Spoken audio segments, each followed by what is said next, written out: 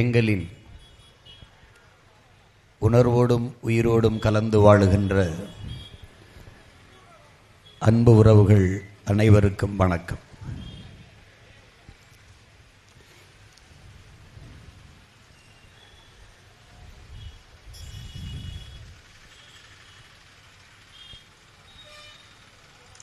வழியில்லை, வேறு வழியில்லை என்று சொல்லிக் கொண்டிருந்த என் மக்களிடத்திலிருந்து நாங்களே ஒரு வழியாக மாறி வந்து கொண்டிருக்கிறோம்.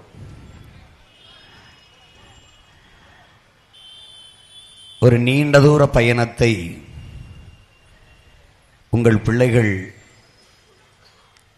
தொடர்ந்து பயணித்துக் கொண்டிருக்கிறோம்.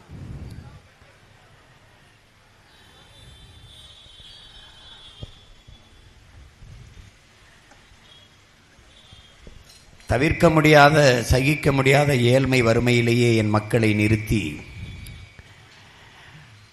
தேர்தல் வரும்போது கவர்ச்சிகரமாக இந்த வெற்று அறிவிப்புகளான இலவசம், சலுகை, போனஸ், மானியம் இப்படியான திட்டங்களையே அறிவித்து அதன் மூலம் வாக்கு வாங்கி தொடர்ந்து அதிகாரத்திற்கு வந்து நாட்டை பற்றியோ நாட்டு மக்களின் நலனை பற்றியோ கொஞ்சம் சிந்திக்காது பதவியில் இருப்பது, அதை வைத்து பல ஆயிரக்கணக்கான கோடிகளை பதுக்குவது, ஒதுக்குவது, அதை பாதுகாக்க திருப்பி பதவிக்கு வருவது என்பதையே ஒரு அரசியல் நடைமுறையாக மாற்றியவர்கள் இதுவரை இந்த நிலத்தில் இருந்த ஆட்சியாளர். இங்கே சரி செய்ய முடியாத ஒன்று இருக்கிறது என்றால், என் அன்பு சொந்தங்களே, இப்போ இங்கே ஒரு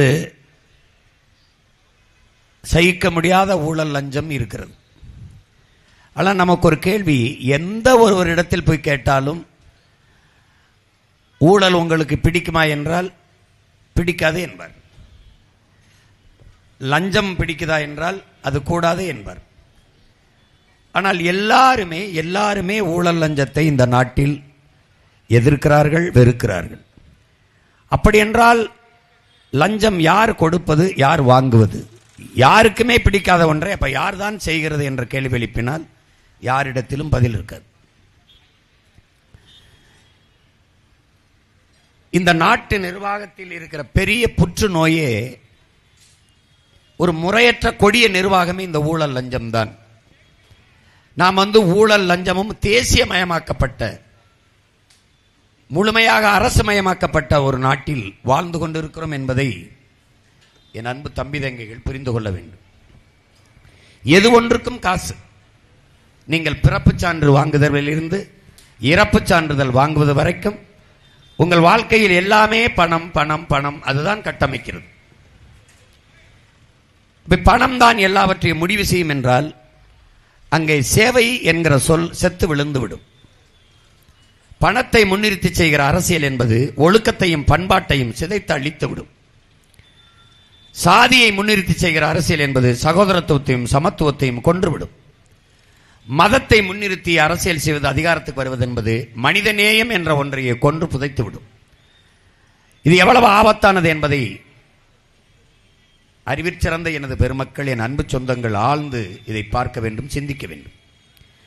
அப்ப இந்த சூழலில் நம்மால் ஊழல் லஞ்சத்தை ஒழிக்க முடியுமா? முடியும், ஒழித்து விட முடியும். ஒரு நேர்மையாளன் ஆட்சி அதிகாரத்திற்கு அமர்ந்தால் ஊழல் லஞ்சம்ங்கிறது அந்த சொல்லை இல்லாத ஒளிந்து விடும். அப்படி ஆட்சி நடந்திருக்கிறது. நம்முடைய தாத்தா குமாரசாமி ரெட்டியார் காலத்திலே, நம்முடைய தாத்தா ஓமந்தூர் ராமசாமி ரெட்டியார் காலத்திலே, நம்முடைய தாத்தா காமராஜர் காலத்திலே ஊழல் லஞ்சம் என்பது இல்லை. அப்ப நேர்மையான ஆட்சியாளர்கள் நமது முன்னவர்கள் இருந்தார்கள். ஆனால் இன்று ஊழல் லஞ்சத்தை இல்லாது ஒன்றுமில்லை.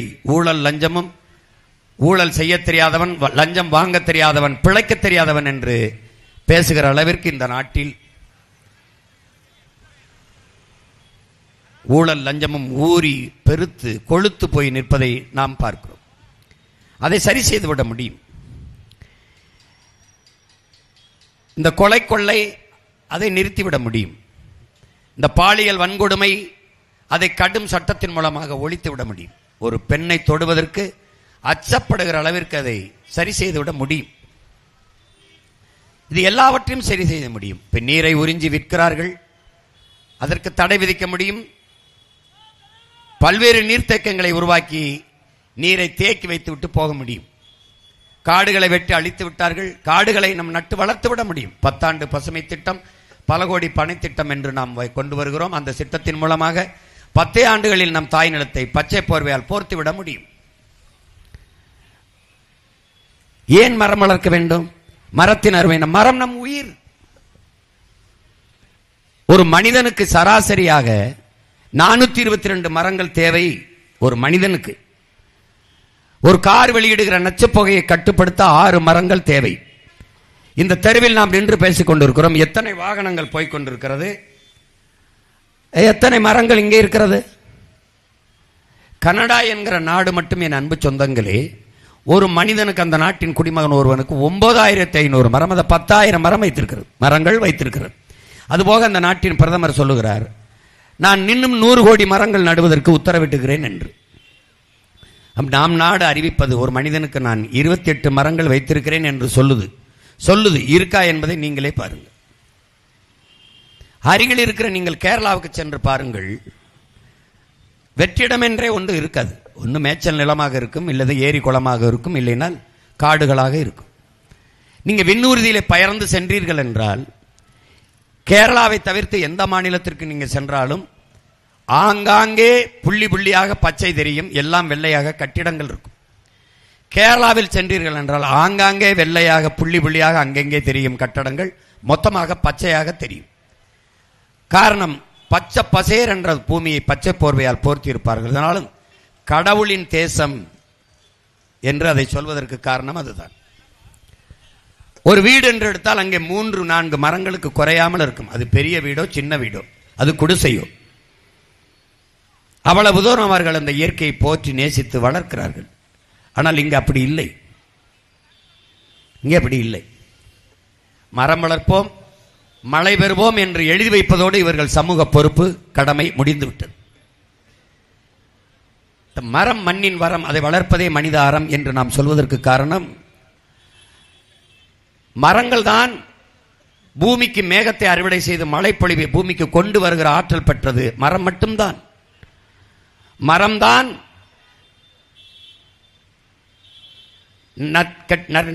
நற்காற்றை வெளியிட்டு விட்டு நற்காற்றை வெளியிடும், கெட்ட காற்றை சுவாசிக்கும். அது நச்சுக்காற்றை சுவாசித்து நற்காற்றை வெளியிடக்கூடிய ஆற்றல் பெற்றது மரம்தான். ஆக்சிஜனை வெளியிட்டு கார்பன் டை ஆக்சைடை அது சுவாசிக்கும். அந்த ஆக்சிஜனை நாம் சுவாசிப்பதால் தான் மற்ற உயிரினங்கள் எல்லாம் வாழ முடிகிறது. இந்த இயற்கையின் படைப்பு, இந்த விசித்திர முரண் இல்லை என்றால் உலகில் எவ்வுயிரும் வாழ முடியாது. மரம்தான் நமக்கு உயிர், மரம்தான் நமக்கு மழை. அதனால்தான் மரம் மண்ணின் வரம், வளர்ப்பதே மனிதாரம் என்று சொல்றோம். இப்ப நாம் வந்தால் 10 ஆண்டு பசுமை திட்டம். இப்ப புவி வெப்பமாகுது என்கிறார்கள். இப்ப நமக்கு வெப்பம் அடிக்கிறது, ஒரு கொடையை பிடிக்கிறோம்.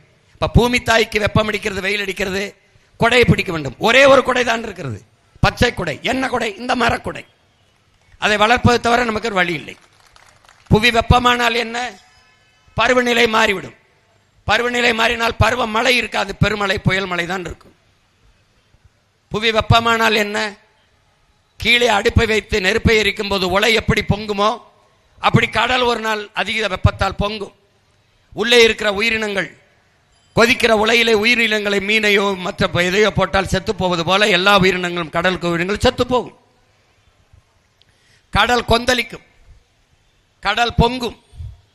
பொங்கி வந்தால் 70 விழுக்காடு நீர், 30 விழுக்காடு தான் நிலப்பரப்பு. அதிலேயும் காடு மலைகள் போக மீதி இருக்கிற 20 விழுக்காடு தான் மனிதர்கள், நாம் உயிரினங்கள் வாழ்கிற நிலப்பரப்பு. கடல் பொங்கினால் என் அன்பு சொந்தங்களை, தரையிலிருந்து 3 கிலோமீட்டருக்கு தண்ணி தான் இருக்கும்ங்கிறார். அப்ப அந்த பேரழிவை எதிர்கொள்வதற்கு முன்பு புவி வெப்பமாவதிலிருந்து நாம் தடுக்க வேண்டும். அதற்கு ஒரே வழிதான் இருக்குது, மரம் வளர்ப்பது. மரம் வளர்க்கிறோம். 10 ஆண்டு பசுமை திட்டம், பல கோடி பனை திட்டம் கொண்டு வந்துடும். எல்லாம் சரி செஞ்சிட முடியுது.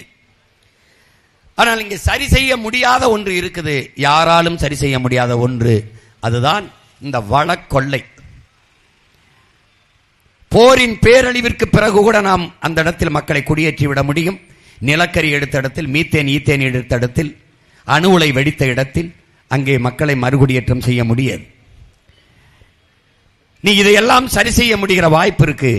ஆனால் மலையை வெட்டி மணலாக்கி கொண்டு போய்விட்டால், கல் குவாரி ஆக்கிவிட்டால், இயற்கையின் அரும்பெரும் கொடையாக இருக்கிற அந்த மலையை நொறுக்கி காசாக்கிவிட்டால் அதை எதன் பொருட்டும் உருவாக்க முடியாது. ஆற்று மணலை அள்ளி தின்று விட்டால் அதை எதன் பொருட்டும் உருவாக்க முடியாது. அரை எங்கலம் ஆற்று மணல் வளர்வதற்கு 100 ஆண்டுகள் ஆகும் என்றால், நீ 30 அடி 40 அடி இரும்பு கை கொண்டு பொக்களின் எந்திரம் கொண்டு அள்ளி எடுத்து வித்து தின்று விட்டார்கள். 34 ஆறுகளையும் கொன்று புதைத்து விட்டார்கள். இப்ப இதை எப்படி சரி செய்வது?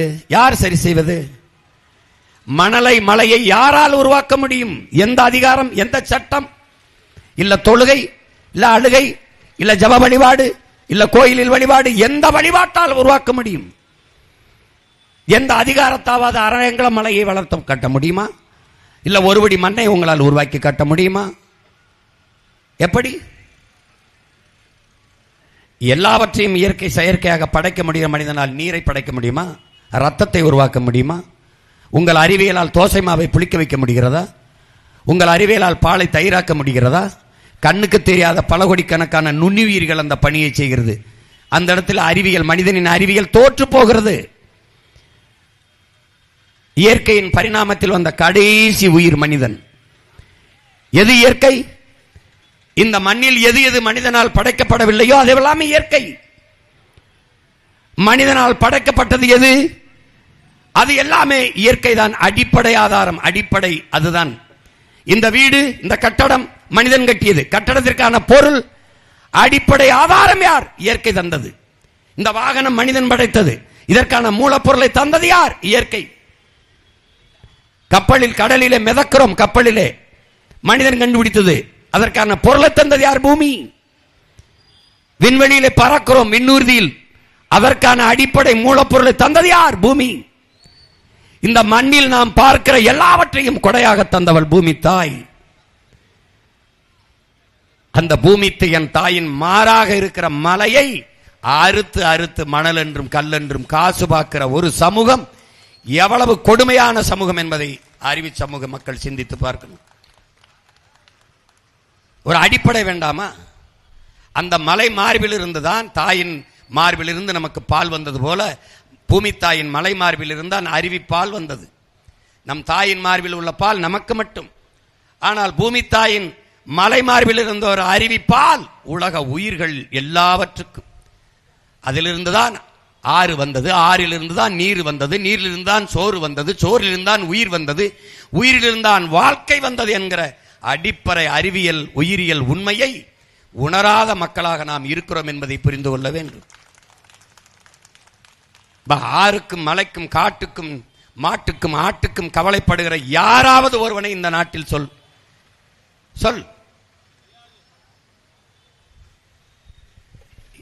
இந்த இடத்தில் எதன் பொருட்டும் சரி செய்ய முடியாத ஒரு பெரும் துயரம் இந்த நாட்டில் இருக்கிறது என்றால், பெரும் கொடுமை இருக்கிறது என்றால் அது வளக்கொள்ளைதான்.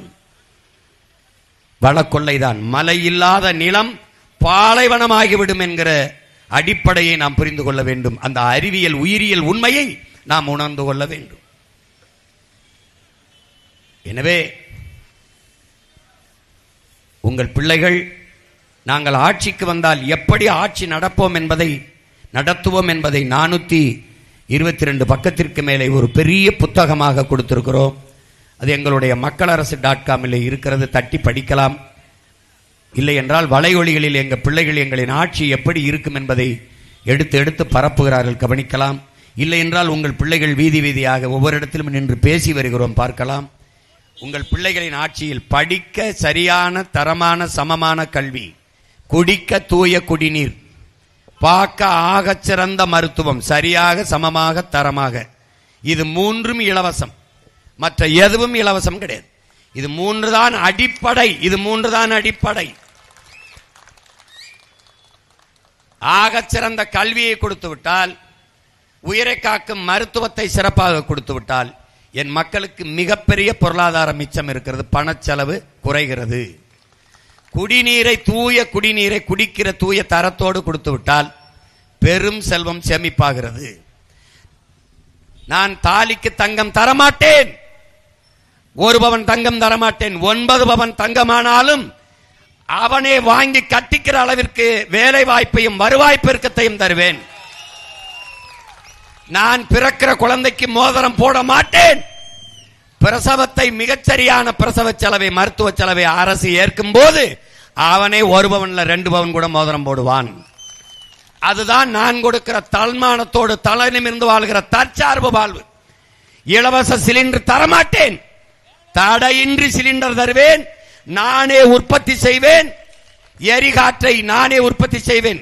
பயோகேஸ், ஆடு மாட்டு கழிவு, மக்கிய இலைதலை கழிவு, இந்த குப்பையில் இருந்து எத்தனை லட்சம் டன் வேணாலும் எரிகாற்று எடுக்க முடியும். நான் என் ஆட்சி வரைவிலே படம் போட்டு காட்டுவேன். இங்க பார், நான் எப்படி தயாரிப்பேன், அப்படி என் மக்களுக்கு கொடுப்பேன். ஆனால் இலவசமாக தரமாட்டேன், தடையின்றி தருவேன்.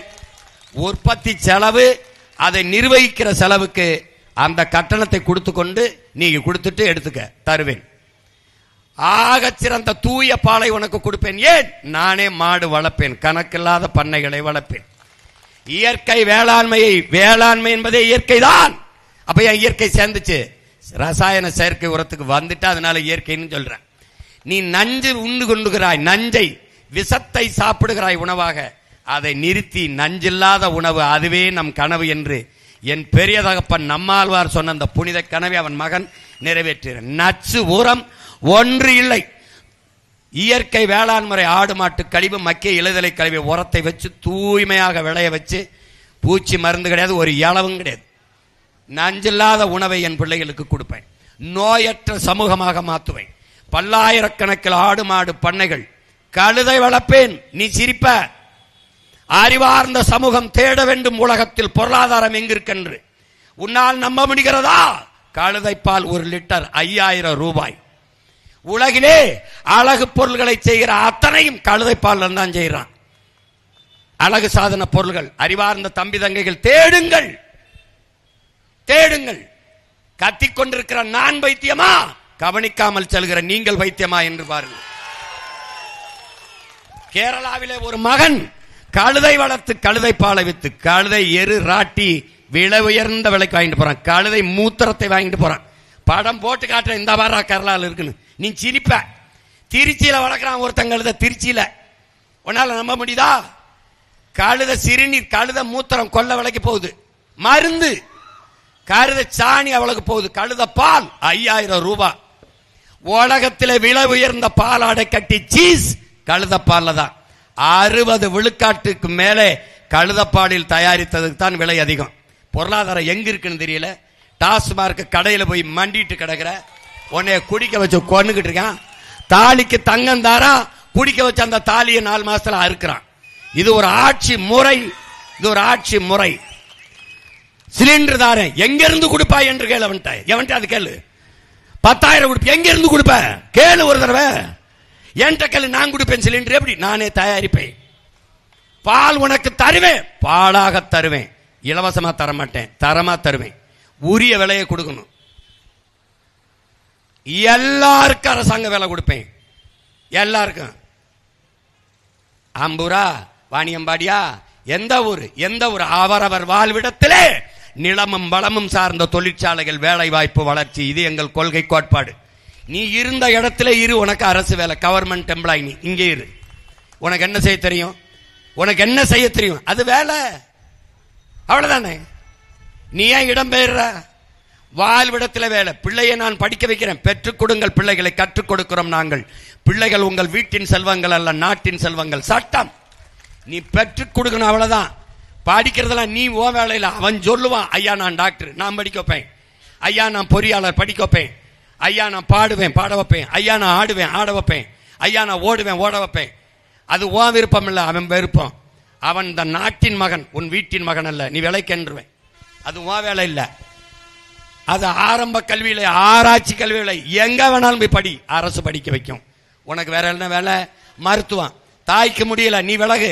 உன் வீட்டின் தாய் இல்லை, என் நாட்டின் தாய், அவ தேசத்தின் தாய். மருத்துவம் அரசு செய்யும். 1 ரூபாய்னாலும் 1 கோடி ரூபாய்னாலும் அரசு செய்யும். உலகத்தரத்துக்கு செய். நீ எதை பத்தியும் கவலைப்பட வேண்டியது இல்லை. நீரை உன் வீட்டு வாசல்ல குழாய் வச்சு ஊத்துவேன், தூய குடிநீரை ஊத்துவேன். வேளாண்மையை நானே செய்வேன். பசி என்ற சொல்லை என் நாட்டில் இல்லாம ஒழிப்பேன். வேலை இல்லை என்ற சொல் இன்னைக்கு வேலை இல்லை. வறுமைக்கும் வறுமை வரும், பசிக்கும் பசி வரும். பைந்தமிழன் ஆட்சியிலே என்ற சட்டத்தை முன்வைத்து கொண்டு வருவேன். நீ பாரு, நீ என்னென்ன மாறுதலை இந்த மண்ணில் உங்கள் மகன் நிகழ்த்த காத்திருக்கிறோம் என்று நீ புரிஞ்சுக்க. நீ ஒன்னும் செய்வனா, ஓட்ட போட்டு நாட்டை என்று கொடுத்துட்டு நிம்மதியாரு. 5 ஆண்டு உலகத்தரத்துக்கு மாத்தி காட்டுனால. எனக்கு ஒரு கனவு இருக்கு. என் முன்னவர்கள் 3000-4000 ஆண்டுகளாக கண்ட கனவு. குடிதலி கோலோச்சு மாநில மன்னன் அடிதொலி நிற்கும் உலக என்கிறான் என் மூதாதை வள்ளுவ பெருமகனார். ஒரு நாட்டு குடிகளுக்கு குறிப்பறிந்து சேவை செய்கிற அமைச்சை மன்னனை அந்த உலகம் போற்றி தொழும் என்று முறை செய்து காப்பாற்றும் மன்னவன் மக்களுக்கு இறை என்று வைக்கப்படும். இந்த நாட்டை முறை செய்து காப்பாற்றுவேன். எது எப்படி செய்யணும். மணி நீரும் மண்ணும் மலை மணிநிலக்காடு முடையதாரன்கிறான். நீ மணி நீர் இருக்கா, மண் இருக்கா, மலை இருக்கா, ஒரு இளவும் இல்லை. எல்லாம் வெட்டி தின்ட்டான். தின்னது காரணம் யாரு? நீதான். எவன் திருட்டு போயில அவனுக்கு தொடர்ச்சியா ஓட்ட போட்டு நாட்டை தூக்கி சுடுகாடாக்கி போட்டு போயிட்டே இருந்துட்ட. கொஞ்சம் மாறு, சிந்திச்சு பாரு. என்ன சொல்றாங்க நபிகள் நாயகம்? ஒரு பெற்றோர்கள் தன் பிள்ளைகளுக்கு கொடுக்க வேண்டியது ஆக சிறந்த கல்வியும் ஒழுக்கமும். அப்படி ஒரு கல்வி ஒழுக்கம் பண்ணி வச்சிருக்கியா? ஒழுக்கத்தை கற்பிக்கிற கல்வி வச்சிருக்கியா? அதை யாரால் கொடுக்க முடியும்? உங்கள் பிள்ளை எங்களால் தான் கொடுக்க முடியும். அநீதியை கண்டு அச்சம் கொள்ளாமல் துணிந்து எதிர்த்து நின்று போராடுகிறவன் எவனோ அவனே உண்மையான ஜிகாத் என்கிறார்கள். நீ அநீதியை கண்டு எதிர்க்க பயப்படுற, நான் துணிஞ்சு போராடுறேன். அதனால என்ன, 260 வழக்க வாங்கியிருக்கேன். 260 வழக்கு.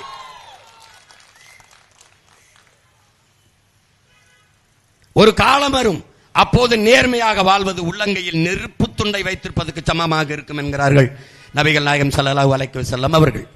அந்த காலம் எந்த காலம்? இந்த காலம்தான். அழிவு காலம் வரும், அழிவு காலம். அந்த காலம் எப்படி? அநீதி இழைக்கும் நீதிபதிகள், பொய்யுரைக்கும் மந்திரிகள், ஏமாற்றும் வழக்கறிஞர்கள் எல்லாம் தோன்றுவார்கள். அந்த காலகட்டம் வந்தால் நீ அவர்களுக்கு வரி செலுத்தி விடாதே என்கிறார். நீங்கள் வரி மட்டும் செலுத்தவில்லை, வாக்கும் செலுத்தி விடுகிறீர்கள். இதான் கொடுமை. யாரு மாறுதலை செய்வது? அநீதிக்கு எதிரான புரட்சி தீயை பற்ற வைக்கவே நான் வந்தேன் என்கிறார் இறைமகன் இயேசு. அவர் பற்ற வைத்த தீயை நாங்கள் அவர் பிள்ளைகள் தெருவாக எடுத்து போறோம். நீங்க என் மக்கள் தொடர்ந்து எச்சை தூப்பி அதை அணைச்சு விட்டுக்கிட்டே இருக்கிறீங்க. எங்கே புரட்சி தீயை பற்ற வைக்க விடுகிறீர்கள்? உன் இனம் சாராதவனிடத்தில் உன் அதிகாரத்தை ஒப்படைக்காதே என்கிறான் இறைமகன் இயேசு. உலகம் தழுவி நேசித்தவன், எல்லா உயிரிடத்திலும் அன்பு செலுத்து என்று சொன்னவன் சொல்கிறான், உன் இனம் சாராத ஒருவனிடத்தில் உன் அதிகாரத்தை கொடுக்காதே என்கிறான். அதைத்தானே நாங்க சொல்றோம். நல்லாண்மை என்பது ஒருவருக்கு தான் பிறந்த இல்லாண்மையாக்கி கொள்ளங்கிறான் வள்ளுவ பெருமகனார் எங்கள் மறையிலே, எங்கள் வேதத்திலே. நாட்டையும் வீட்டையும் நீ ஆள்வது மாதிரி பார்த்துக்கடாதான் நல்ல ஆண்மகனுக்கு அழகுன்றான். இப்ப நாங்க நல்ல அழகுள்ள ஆண்மை உள்ள ஆண்மக்களா இல்லையா? நீங்க தான் வாழ்ந்துட்டீங்களே. அம்மையார் ஜெயலலிதா ஆட்சியில் பல முறை, ஐயா கருணாநிதி ஆட்சியில் பல முறை, ஐயா ஸ்டாலின் ஆட்சியில் ஒரு முறை வாழ்ந்துட்டீங்க. இப்ப வாழ்ந்துட்டீங்க. இன்னும் வாழணும்னு ஏக்கமும் ஆசையும் இருந்தா அவருக்கே போடுங்க, நாங்க தடுக்கல. ஐயா எடப்பாடி ஆட்சியில வாழ்ந்துட்டீங்க, அந்த ஆட்சி மறுபடியும் வரணும்னா அவருக்கே போடுங்க, நாங்க தடுக்கல. ஆனால் இதில் ஒரு மாறுதல் வர வேண்டும், வேற ஒரு ஆட்சி முறை வர வேண்டும்.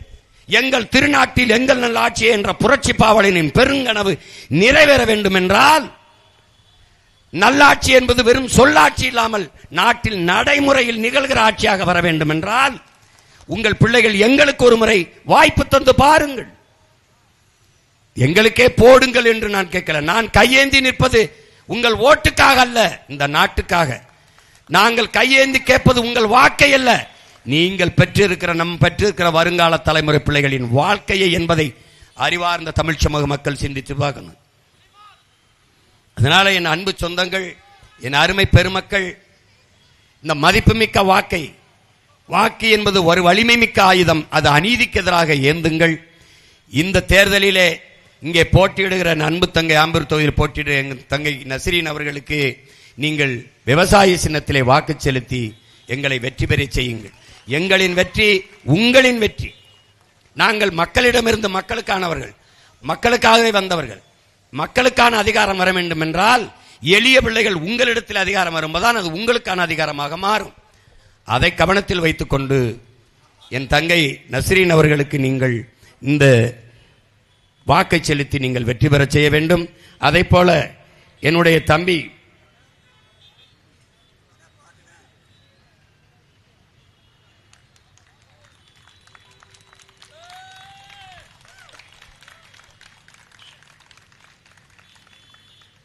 முருகேசன் அவர்களுக்கு விவசாய சின்னத்திலே நீங்கள் வாக்கு செலுத்தி வெற்றி பெற செய்ய வேண்டும்.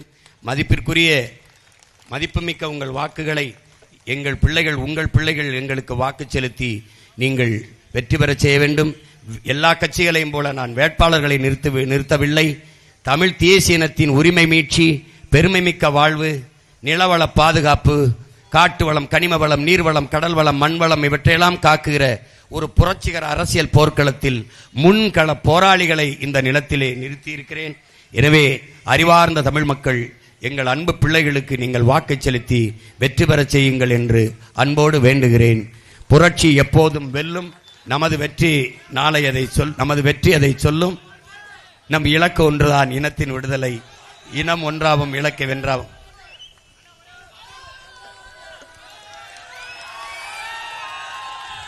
முயற்சி எடுக்க வேணும், முடிவு பண்ணி பார்க்க வேணும். முயற்சி எடுக்க வேணும், முடிவு பண்ணி பார்க்க வேணும். ஏன் மக்களெல்லாம் ஒன்னா சேர்ந்து ராசாக்கா, ஏன் மக்களெல்லாம் ஒன்னா சேர்ந்து ராசாக்கா, விவசாயி சின்னத்திலே ஓட்டு போடணும் ஐயாக்கா. மாற்றம் வரணும் பாரு, மாற்றம் வரணும் பாரு, நாட்டு மக்கள் வாழ்க்கையில் முன்னேற்றம் வரணும் பாரு. அந்த எண்ணம் கொண்ட சின்னத்தில ராசாக்கா நாம எல்லாருமே ஓட்டு போடணும் ஐயாக்கா. ஏற்றம் வரணும் பாரு, ஏற்றம் வரணும் பாரு, ஏழச்சன வாழ்க்கையில, ஏழை மக்க வாழ்க்கையில ஏற்றம் வரணும் பாரு. அந்த எண்ணம் கொண்ட சின்னத்தில ராசாக்கா நாம எல்லாருமே ஓட்டு போடணும் ஐயாக்கா. நாம எல்லாருமே ஓட்டு போடணும் ஐயாக்கா. தமிழ்தாய் வாழ்க, தலைவர் பிரபாகரன் வாழ்க, நாம் தமிழர்.